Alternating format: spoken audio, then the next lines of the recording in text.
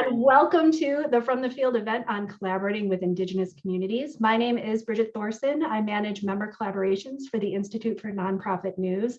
And I am so excited to be here today to have this wonderful panel discussion.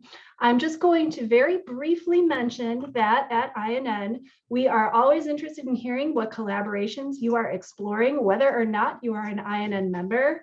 So please, if you're interested in talking more about collaborations, feel free to email collaborations@inn.org. As you'll hear today, we do partner with external partners, and there's a couple roles INN fulfills. So that can be making connections between outlets that are interested in working together and then just gracefully exiting, or it can be projects like the one we're going to talk about today, where INN helps seek funding, bring participants together, provides project management, and then tracks impact for the collaborative reporting.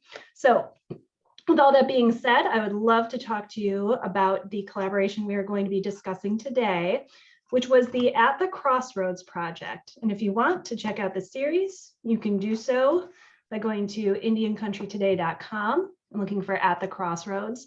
So this brought together 10 outlets, 7 INN members and 3 tribal media outlets, and was funded by the Walton Family Foundation. And the idea was to investigate the state of the economy in Indian country and rural Indigenous communities. And so we're going to be talking about a couple specific aspects of that project today, but it was a really wonderful exploration of how, by working together, we can surface the sort of sophisticated, nuanced, place-based reporting that our members do so well and expand that to a national scale. So let me just briefly introduce our panel here. As I said, as questions come up, pop them in the chat. I'm going to be watching that chat. We'll have plenty of time for Q&A at the end as well. And what I'm going to ask our panelists to please share your role, any background information that you think would be useful for our participants to know, why you got into the field you are in. And I'm going to ask Diana to please kick us off. Diana. Yep, I'm Diana Hunt. I'm a senior editor at Indian Country Today, soon to be known as ICT, but not quite yet. I have worked at mainstream media, large and small. My husband and I owned a weekly newspaper for a little while. It was a tremendous amount of work and not worth the trouble. But you know, and I have worked for some nonprofit. I worked briefly as a contractor with ProPublica, so I've been kind of around. I love being at Indian Country Today with so many of the journalists there who are pulling together this new approach to nonprofit coverage. I was the editorial lead on the story. Indian Country Today was selected to be the lead partner, so we coordinated the editorial content, and I edited the different stories, including the main story, which was also written, an overview story, which is also written by our editor at large, Mark Trahant. So that's who I am. Hello.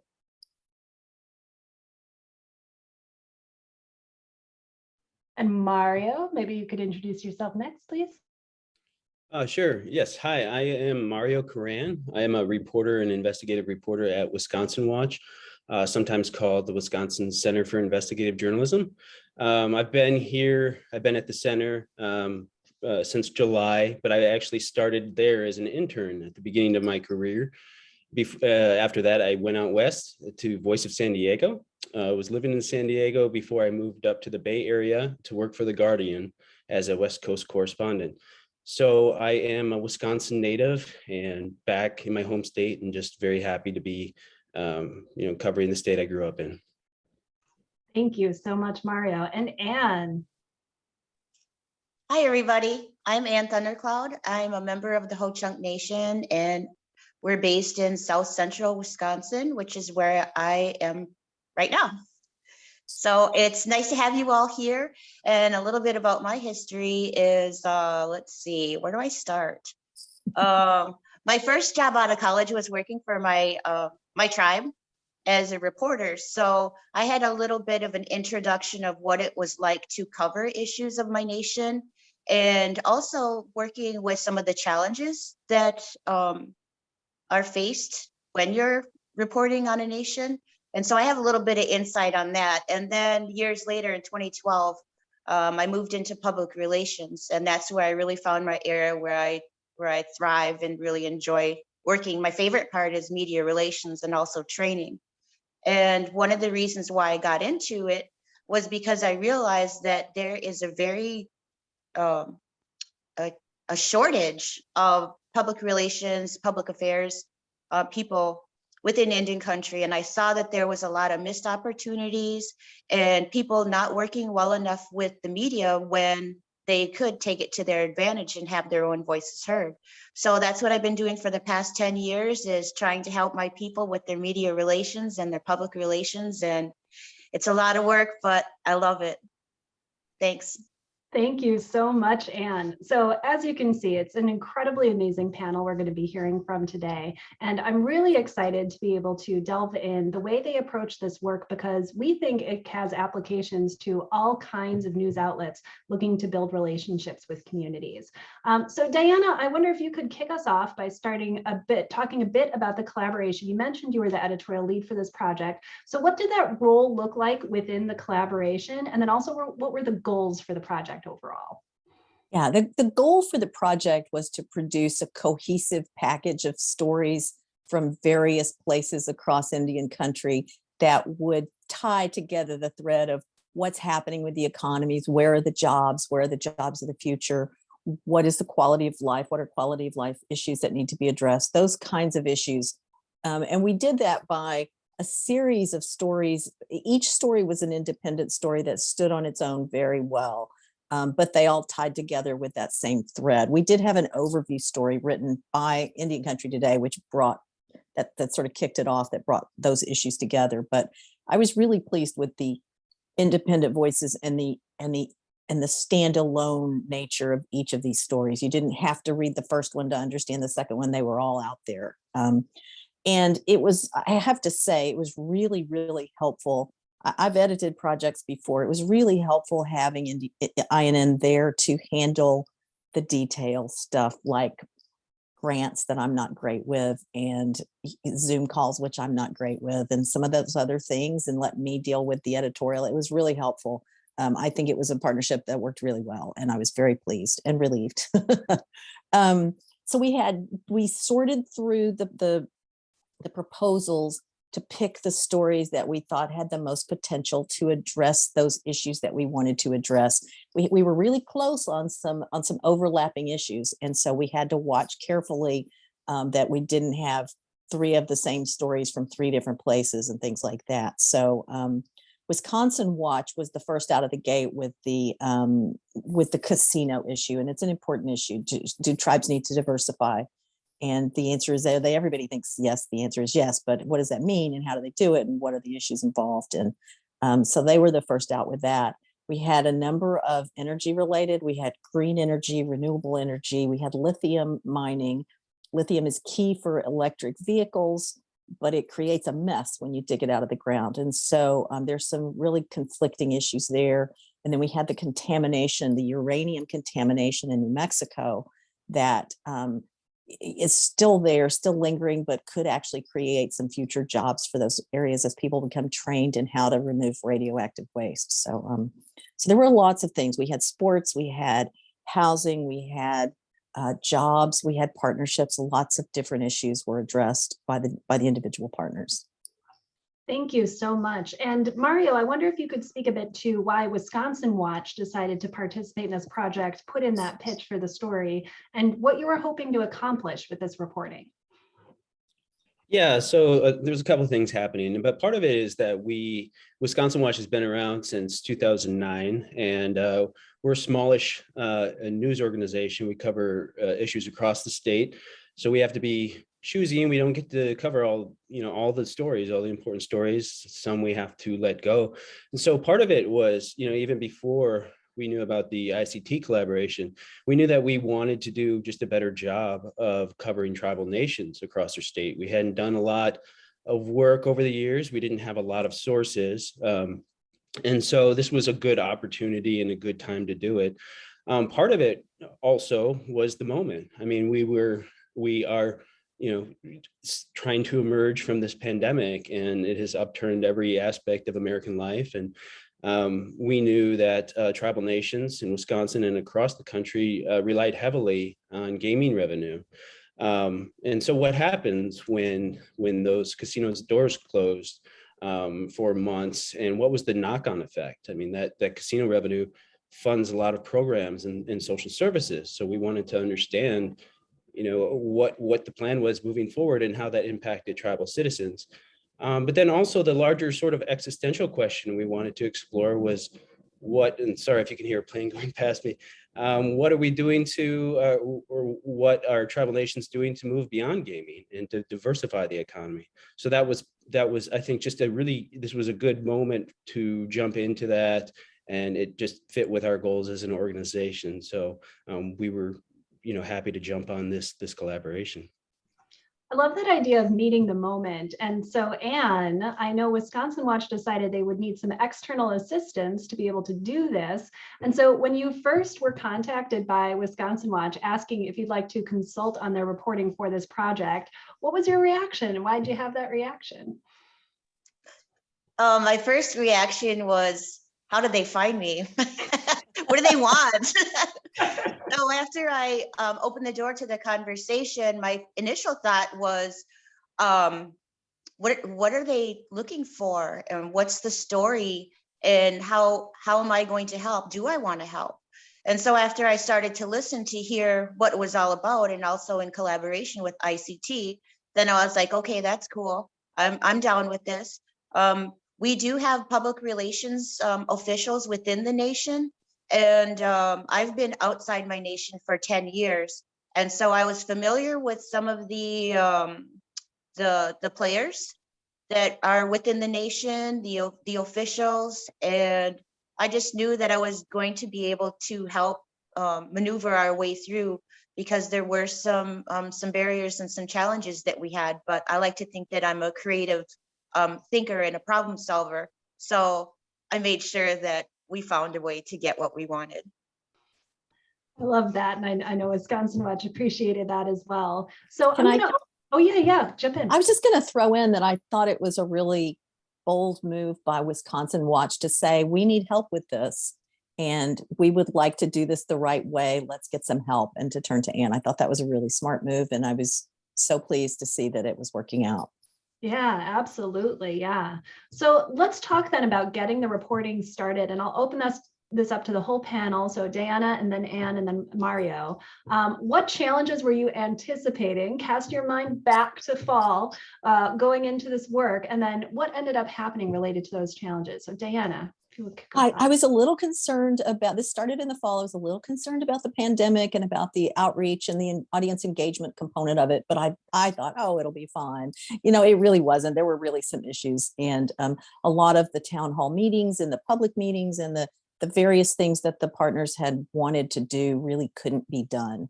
And so the result was that we at Indian Country Today did a national survey. It was pull it out of your back pocket, maybe this will work kind of a move, but it actually worked surprisingly well. And we got a lot of response. We got several hundred people from all across the United States. They were in 38 states, the District of Columbia. They represented 130 plus tribes. Most of them lived in or near tribal areas. So it was really the target audience we were looking for. And they were very, very thoughtful in their responses. And the threads that came to define the series, I think, came from the basis, the responses to that survey, that the jobs of the future are believed to be in healthcare. And secondly, in green energy. Those are two areas that tribal members, tribal citizens, residents believe are going to be their future. The gaming and the oil and gas, which are the two big ones right now, we're going to diminish a little bit. And so it really supported the content of what we were producing in a way. It affirmed what we were going after in the first place, that these stories were on track and accurately represented what was happening in the communities.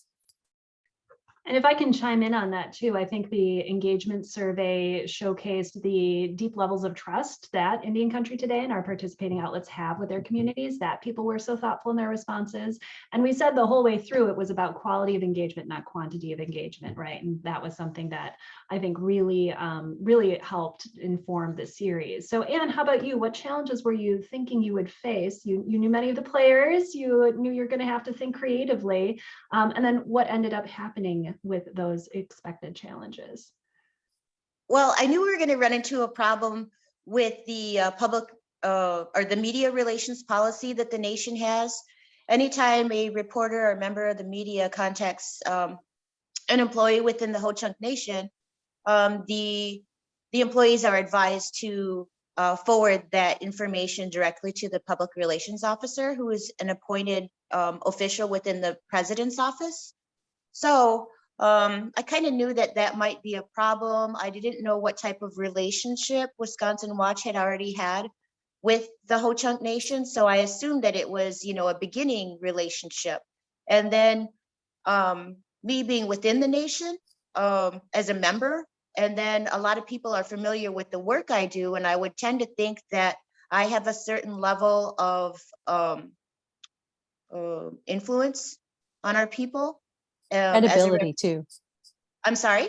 Credibility. Oh yeah, that too. So so people know that if I'm coming in, that it's a legitimate thing that I've researched and agreed to participate in, because I don't just willy-nilly accept projects. I have to be in it, and this aligned with all the things that I aim to do with my business as a consultant, is to build relationships and have our people more understood. And so I knew that there were going to be problems getting people to open up, because one thing for sure is that my people aren't exactly, eager to speak with the press. And there's a certain timidness that people have, and a resistance or hesitancy, or the other thing is, culturally, we are told that we are not supposed to put ourselves out there as being experts or know-it-alls. That thing is actually looked down upon amongst our people. So imagine where I come from, being a consultant and trying to say, yeah, I'm an expert in this, but then I also have to walk this fine line of being a tribal member with a certain level of humility about us. So there's a problem there, getting people to open up. And like I said, it's just, I think I have, earned the trust of my people. So all I had to do was encourage them with a very nicely worded email or text saying, return that call or answer that email because we need you. And that's all I had to do, really, was just, prod them a little bit and say it's okay. That's excellent. Yeah, gentle encouragement. And Mario, what challenges were you expecting, and how did that end up playing out? Oh yeah. Well, I could talk for a while about this. There's a number of barriers that came up. But no, I from the outset, I was expecting maybe some reluctance to speak with me as a reporter, just from work I'd done on past stories. A lot of emails that I had sent on past stories to tribal nations or tribal governments went unreturned, calls went unreturned, and I knew that there would be some hesitance, and there's historical reasons for that. There's lots of reasons for that distrust for a non-native reporter coming in trying to tell a story. And so I kind of understood that, but I needed to get the conversation started somehow as I reached out for interviews. Part of it was Anne. I mean, we reached out to Anne, contracted with her, thought of her kind of at the outset as more of a fixer in terms of, like an international reporter would rely upon if they're reporting in territories they're unfamiliar with. But Anne was really crucial, primarily even at the outset, of helping guide our questions and sort of just speaking with me about cultural norms and providing cultural insights in ways that help me approach people and help build sort of a guide, a roadmap as who to talk to and how to approach them. So she really opened a lot of doors. She says, I think she didn't always, I don't know if she always stuck to being sweetly worded emails, because she was really working behind the scenes to get people to speak with us. For me, a lot of calls still did go unreturned. I knew that, for example, the Ho-Chunk president wasn't returning phone calls and wasn't returning emails, but he was somebody that I really needed to get on the record, or at least speak with me for the story. And I mean, what it took was a 3-hour drive over to Black River Falls, which is the seat of tribal government for Ho-Chunk Nation, and just literally knocking on his door, knocking on his office door. And I think, it's one thing to not return a phone call or not return an email, but it's just a little bit different texture when you're telling somebody to their face that you're not going to talk to them. So luckily he did. He invited me in, and the story kind of, it progressed from there, because once I sat down with him in his office, I had comments on the record and I could kind of use that for the rest of the reporting. But, it just took a lot of persistence, and certainly Ant's help did not hurt at all.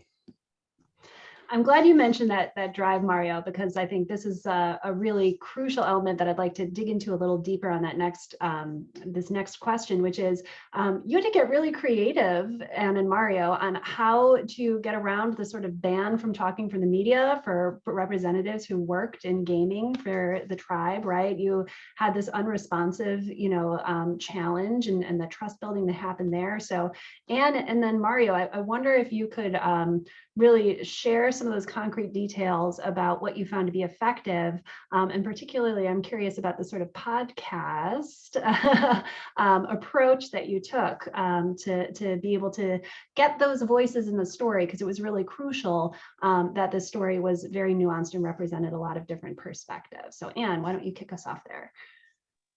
Okay. Well, I knew it was going to be a challenge, like I said, because of the media relations policy that the nation has. I also am very familiar with my tribal membership and a little bit of an idea of where they are professionally or with their lives. And mainly it's been through social media, especially during the pandemic. I've been alone quite a bit, but social media has kept me connected to my family and friends. So I knew what was going on there. So I knew there were some people that were previously employed by the nation and that they were no longer employed by the nation. So therefore they were free to speak with the media, if they chose to. So one of the first things that we did was I asked Mario, what type of voices did he want to contribute to the story? What was he looking for? What type of backgrounds, what kind of diverse group was he hoping to hear from? And so he gave me a list of the types of people that he was interested in, whether it was an employee or whether it was somebody who had lost their job during the pandemic, or somebody within the business department or leadership. And so after looking at this list of people that he wanted, the wheels started turning. So I started, reaching out to these people. And I figured since Mario would be calling or emailing from Wisconsin Watch, Center for Investigative Journalism, that might, perk up a couple of ears or maybe even frighten people. So I took the liberty of contacting these people myself and said, hey, I'm working on a project and this is what it's about. And we're really interested in hearing from you. Do you think that you would be interested in interviewing with the reporter? And he's a pretty cool guy. I can vouch for him, it's all good. And so the people were, a lot of the people were, agreeable to it. So then I had a list, and then it was difficult because Mario and I were sort of texting back and forth about, the developments of the story and where we were working. And I started to feel as though I was inundating him with a lot of different names, because a lot of the people have the same different, last names. Thundercloud, let's see what else is there. There was a lot of green deers in there. And so, the names started getting mixed up. So I said, well, hold on a second here. I said, I'm going to help out and I'm going to create a document. So then I created a document that I shared through Google Docs, and it had the names of the interviewee and also their number, where they came from. And then underneath them, I had a little brief description of who they were, where they came from, and so that Mario could remember exactly who all these people were, because I wasn't familiar with his note taking and how organized he is. And so I just wanted to help them out a little bit because I'm super type A.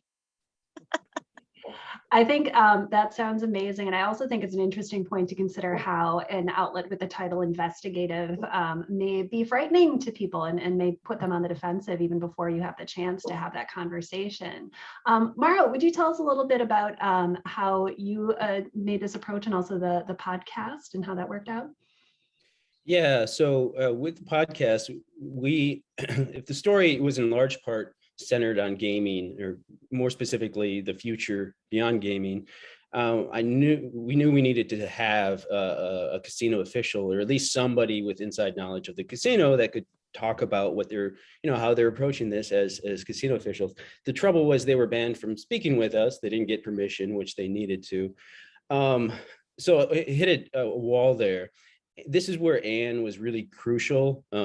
Anne's really sweet right now, but she can be tough. Don't let her fool you. And so she was working behind the scenes, and eventually somehow got the tribal officials to come back to me with an idea and like, hey, we do want to talk to you. We do think it's in our best interest, if you want to put it that way. If it's in our interest to talk to you. But what we have to do is we have to kind of circumvent the rules by going on this podcast. And so they went on a podcast that was produced by a tribal citizen. And Shelby's tribal citizen, right?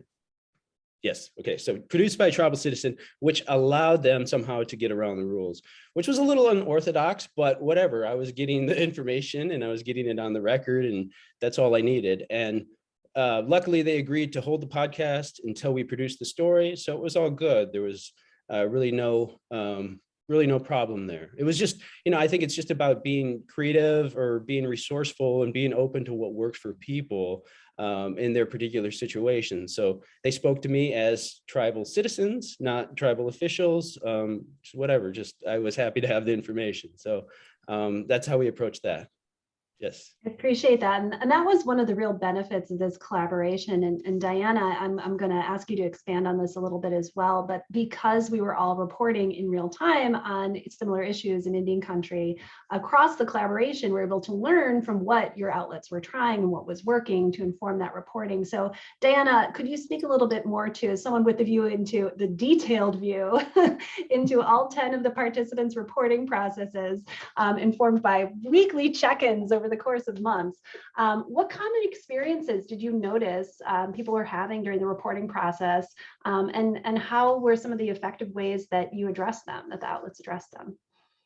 Yeah, there were a lot of similarities. I do want to add to what Mario said, which is that we did, as the editor, I did notice in his story the explanation that these people spoke to us as tribal citizens, not in their official capacity, through a podcast. And so it may not have been absolutely clear why we were doing that, but I think I knew that it was important to include that, and we did, and it went right on through. And so it's very clear there they were protected in how they spoke up. Everybody had similar problems, whether they were tribal media who worked for their tribe in producing the tribal newspaper, or whether they were a nonprofit covering their tribal community. Everybody had trouble getting anybody to talk. It's an ongoing issue everywhere. And so, there were always the access issues. There were always, well, if you can't get this person, how do you get somebody else? How do you find this person? We also had a lot of tribal politics that got involved. Oh, well, it's this or that or the other. And I was really determined not to let the stories dissolve down into the political interplay in each individual community. I wanted to go bigger than that. And so we kind of cut out the politics that's always there.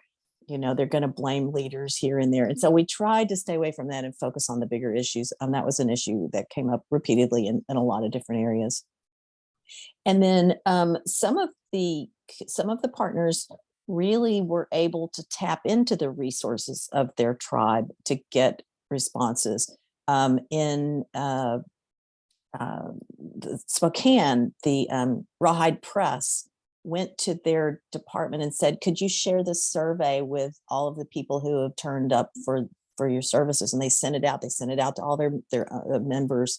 And it was really helpful in getting responses. And so, it went both ways. It was mostly harder to get access than not, but in some cases, the access they had benefited the entire project.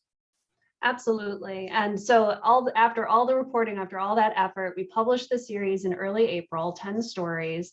At last count, we had 36 external partners republish pieces from the series. One of our reporters was interviewed on NPR's All Things Considered about the reporting. And we expect that the impact of the series and the follow-ups from this series will continue moving forward. So Mario and then Anne, I'd love to hear about the response you received after publishing, and also this in-person event that you were able to hold amazingly after the story came out. So Mario, what response did you receive after the story came out?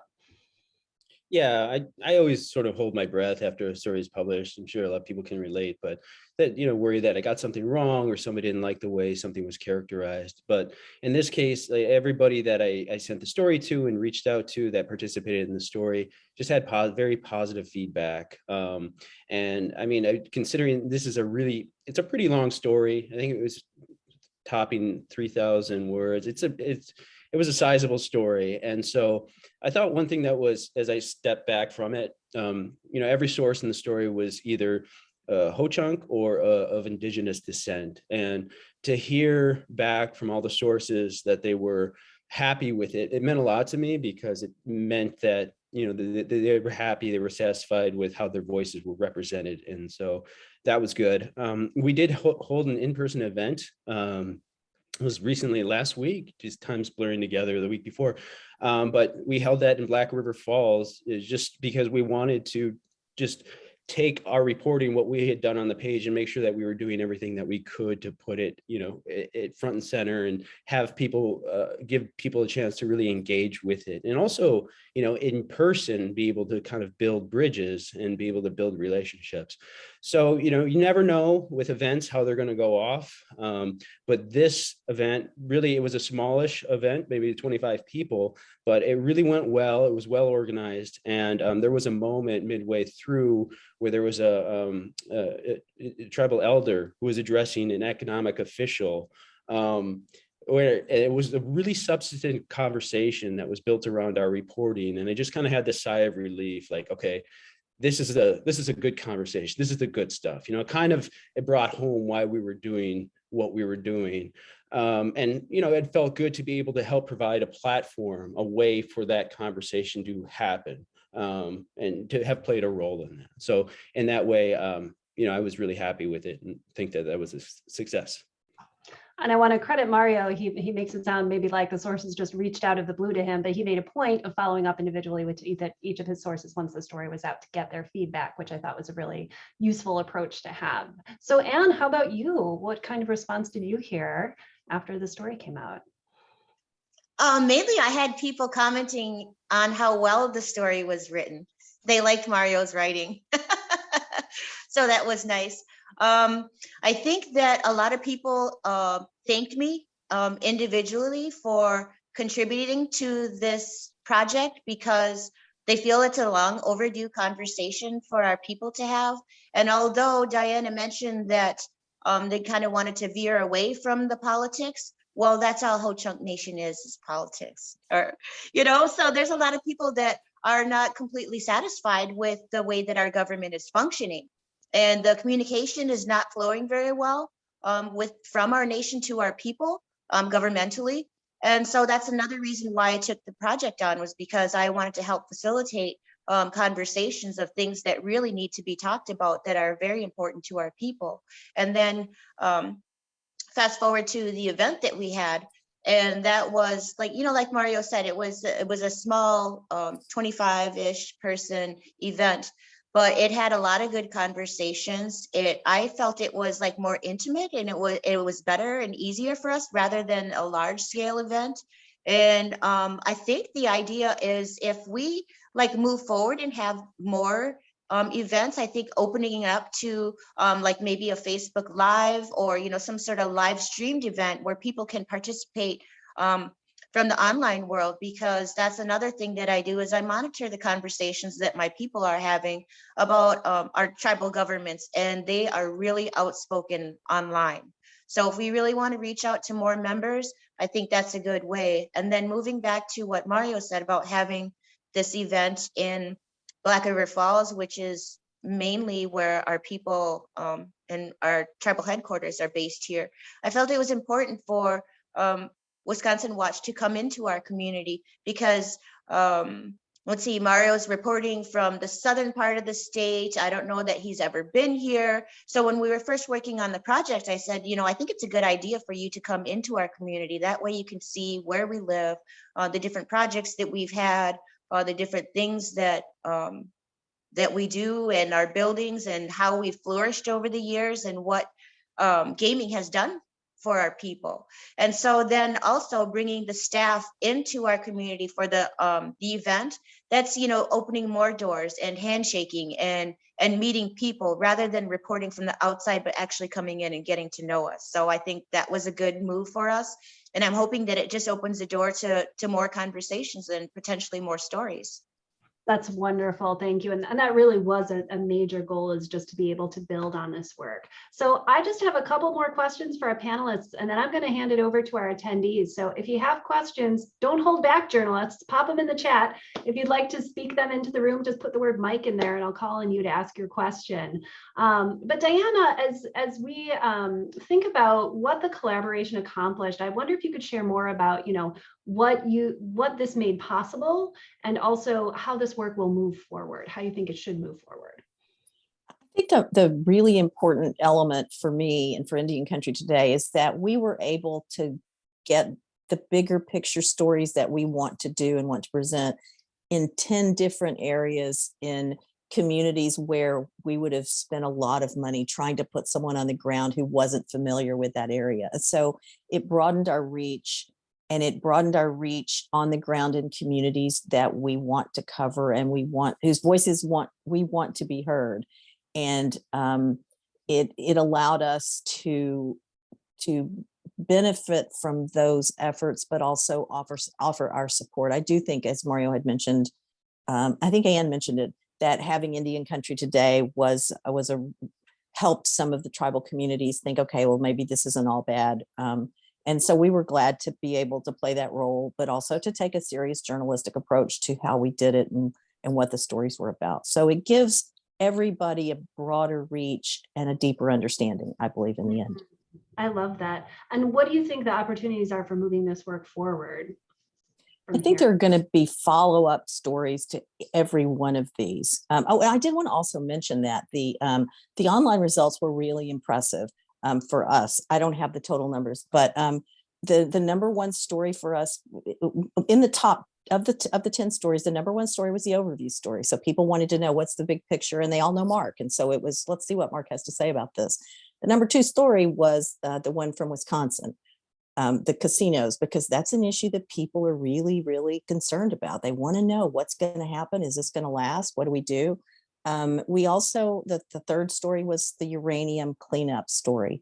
So those are all, those were the top three of the package, but they all did very well. And we had a sports story. We had all kinds of stuff. The work penalty story, people who get penalized for getting jobs, who lose benefits when they take low wage jobs. Those were all really, they connected with readers, and I was really pleased to see that they did. And so, I'm sorry, those stories were the top stories across all of the site that week, correct? Not just from the series? Well, we looked at, yes, that was in order of the series, but we looked at the month of May, a snapshot for the month of May. And the overview story and Mario's story were in the top 10 for the whole month. And then they all rolled out at a different time. So some of them had less time for that month, but they all did well, and they had a lot of reader engagement. They didn't just click and move on. They read the story, which is important. So we were pleased with that. But I also think there are going to be follow-up stories. There are already stories developing, and we've had some out of New Mexico. The lithium story is one we're going to be watching closely. The cleanup, there are going to be follow-up stories that we will want to have. Absolutely. So Mario, and let me recognize, I saw that Chris Adland was on too. He was the writer from Underscore who did the lithium story. So wonderful. Thank you so much. So Mario, you had told me that you were surprised more newsrooms aren't working with consultants in this way. What tips do you have for reporters, for people on this call interested in taking this type of approach to build relationships with new communities, other than just find Anne? Yeah. Well, I do want to recognize too that, this approach, like being able to hire Anne as a consultant, I think really was key to this story. But we had resources and funding available to do it. And so that may not always be the case where we were able to take the same approach on every story. And, some newsrooms may not be able to, but we thought of it, like I had mentioned, kind of in terms of as a fixer is, being able to build inroads with communities where we hadn't established a lot of trust.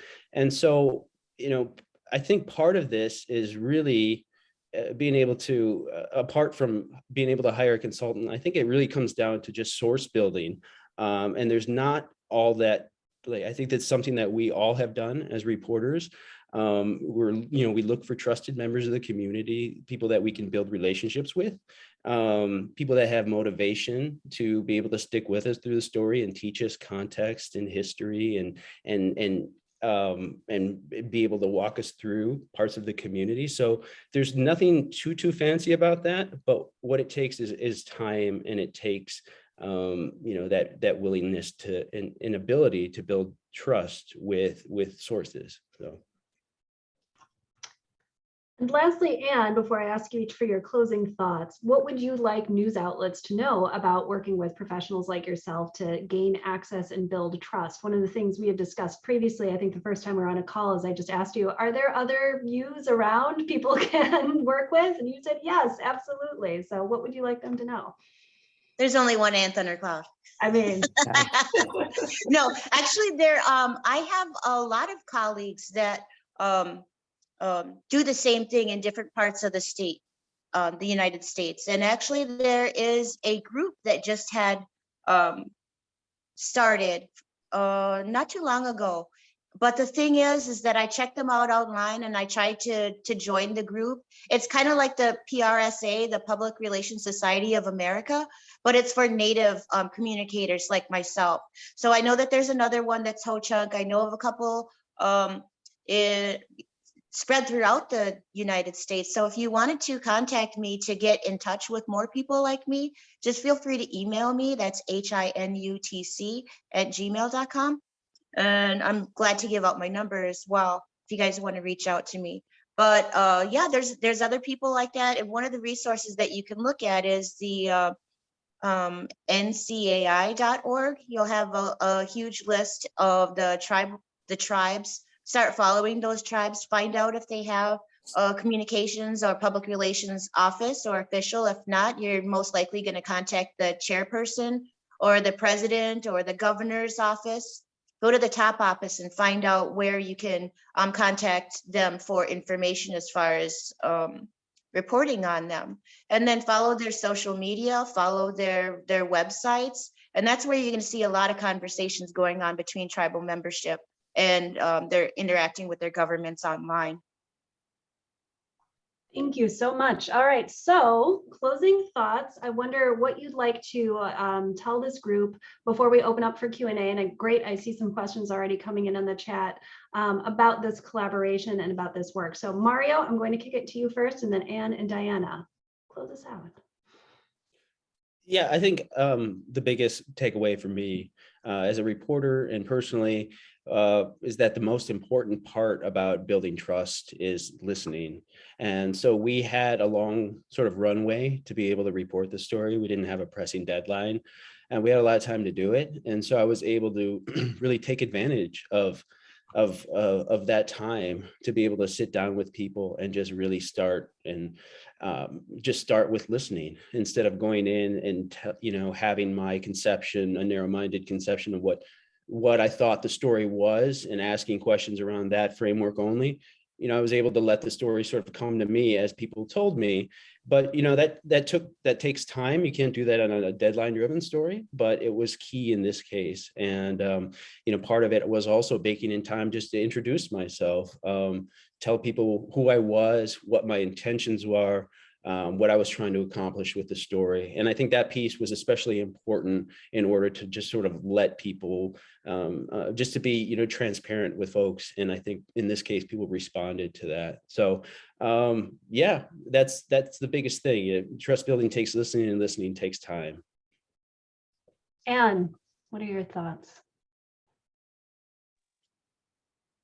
Well, first of all, I would thank you for wanting to cover stories on Indian country, because I think that we are very underrepresented in mainstream media, and having those voices come directly from us, you know, vetting those sources as well, to make sure that they are you know, reputable people to comment on such issues.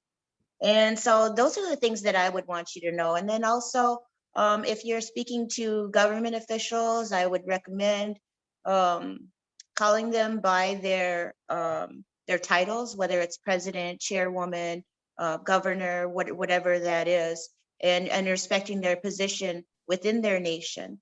And then there's just your regular Joes like myself, and just get, you know, get to know us. We're really friendly people. The other thing that I wanted to mention is that culturally, we're a little bit different. We like to give gifts. We like to feed you. There's certain things that, you know, maybe journalistically, you're not supposed to accept gifts and things of that nature. Well, you know, when you come into our community, we're going to take care of you and we're going to treat you well. So you have to be prepared for some of those things that we ordinarily do. So just think about that. Thank you, Anne. I love being fed. Diana, closing thoughts. Yeah, I think that I think the message here is that we can all learn from each other, and by pooling our resources and you know, the ever reducing resources of news organizations, although we're growing, I have to say, but there are, we can learn from each other. We can benefit from the work other people have done and pull it all together with the big picture in mind. And the goal is to cover people and communities and hear voices that haven't always been heard. That's a wonderful place to leave it. So I see a couple questions in the Q&A. I've got just 3 quick items of business, and then we'll turn to those questions. So ask now.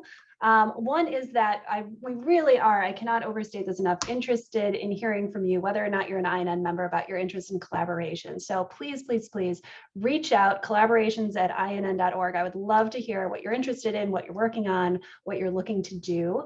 We have a couple events coming up. So if you haven't yet registered for INN Days, it's going to be all virtual this year, June 13th through 15th. I'm going to put the invitation in the chat. We will have a collaboration session there on opportunities to partner, where you'll be able to meet members maybe interested in working on some of the same things as you are. And our next From the Field event will be on June 29th. And this is on fundraising on a shoestring. I think many of us here can relate, from Harpswell Anchor. So please do keep your eyes open for that event coming up for INN Days. Very last thing, and then I will get to your questions, I promise, is that our panelists have been so generous today, sharing their time and their expertise. We love if you could take just a couple minutes at the end of the call to fill out this really quick survey about today's session. This will help us design future sessions. Panelists will get feedback on what they presented. This is by request, so we would really, really appreciate it. And we will send out a recording of this video with the survey link. So with that, let me start with a question for you, Anne, about, are there red flags that would make you not want to work with certain news organizations or journalists? What makes you decide to trust or work with certain news organizations? I would do research on their past stories, and, you know, look at their social media and see what type of stories they do. There are not actually any that I have turned down. So fortunately, I haven't had an experience where red flags popped up as far as their integrity and their credibility. So I've lucked out, but rest assured, I do research who I work with for sure. Is there anything that you look for in that research as like good quality indicators? Yeah, I look at the type of people that they that they report on, like who their sources are. And if they're like credible people, then they're the right people for the story. Then I'm like, okay, that's cool. You know, just checking things out. I monitor a lot of stuff. We have a question here, and some of this maybe we've talked about, but I want to give everyone the opportunity to weigh in if you have more advice. There's an attendee who's working on a project out in California, and she's interested in reaching Indigenous voices on the South Coast Range specifically. And so she's wondering if just there's anything more you would share about how you can reach different tribal members for a project like that. And I'll just open it up. Whoever wants to jump in, go right ahead. I'm going to start as an editor and say you need to get on the ground and get out there and just start talking to people. You need to show up and go into the convenience store and go into the grocery store and get a sense of a community before you start trying to track people down. And then you do like Mario, you knock on the doors. Hey, I'm here. What can you tell me? What can you tell me about this? And then you have to listen. You have to listen. That's good advice. Mario, anything to add? No, I mean, what Dinah said was perfect. I don't know if I have anything to add. Yeah, you being there helps, obviously, and making connections. And I think Diana said it best, so I'll just leave it with that. I'm not your editor anymore, Mario. You can. I like that. Anne, how about you? Any advice you want to offer to this participant? No, actually, Mario is right. Diana did say it perfectly. And just get into that community and put your boots to the ground and start, attending events if you're able. Show your interest. Get to know us all on a better level. Let's start, building those relationships, and you'll really find that you're going to find a lot of welcoming, like hilarious, funny, caring, giving people. We've kept coming back to relationships, and so I think I'm all caught up on questions. If I missed anybody's, please ping me in the chat. But last call for questions. If you have any questions either about the collaboration, about building relationships, about this reporting, about the engagement project, right? Now is your opportunity.